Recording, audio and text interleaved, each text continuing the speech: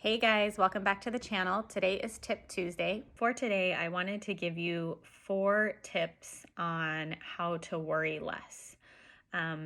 Obviously, worrying is a big part of our life, and a lot of us struggle with worrying and with anxiety.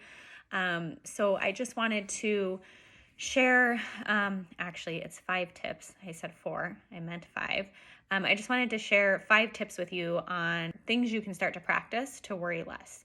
So, tip number 1 is recognize that worrying is not helping you, but rather it's draining your energy and stressing you out. So, really, worry does us no good. Usually, we worry to try and feel in control of a situation or something that's about to happen or something that's already happened. Sometimes we feel like if we worry about it, it might change the outcome, or if we worry about it, we have more control over the situation. But really, worrying does not change the outcome of a situation, and it doesn't change what's already happened. Honestly, a lot of times worrying is, it does us no good. So if you can start to recognize and look at worry that way, it's going to be a little bit easier for you to let it go. Tip number two is to start noticing when you are worrying and give yourself permission to stop. So being conscious of when you start to worry is huge. And then remind yourself regularly. So when you start to worry, you need to be able to become aware of that. Like, okay, I'm worrying, and point that out and remind yourself, it's okay. I don't need to worry about this. I can stop.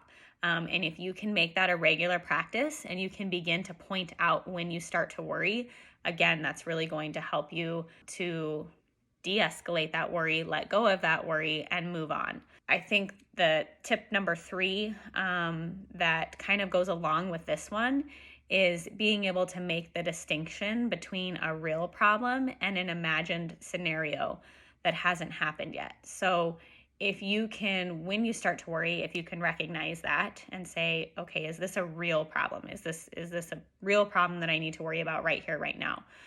If it is, then okay, maybe some worrying is necessary. But if it's an imagined scenario that hasn't happened yet, if it's a what if, then you know it's not worth the worry, because worrying isn't going to change the outcome. And a lot of times, I've talked about this before on videos, we worry about the what ifs, about situations that haven't even happened yet. And many times those things that we worry about, or the what ifs that we think about, don't even end up happening, or it doesn't happen how we thought it would or how we worried it would. So again, being able to make that distinction, is this a real problem that I need to worry about, or is this something that I'm imagining, or a what if scenario? I'm worried about something that hasn't even happened yet. If that's the case, give yourself that permission to let it go. So tip number 2 and tip number 3 can kind of be used in conjunction with each other. Being able to recognize when you're worrying and giving yourself permission to let it go, and being able to make the distinction between, is this a real problem, or is this a what if scenario that hasn't happened yet? And if that's the case, giving yourself that permission to let it go. Tip number 4, practice mindfulness, or some type of mindfulness or meditation to help you decrease your worry and stress. You can look up, there's all kinds of things out there nowadays on mindfulness on YouTube. I plan to do for tomorrow, for Wellness Wednesday, a little mindfulness session. And last week I did one on mindful walking.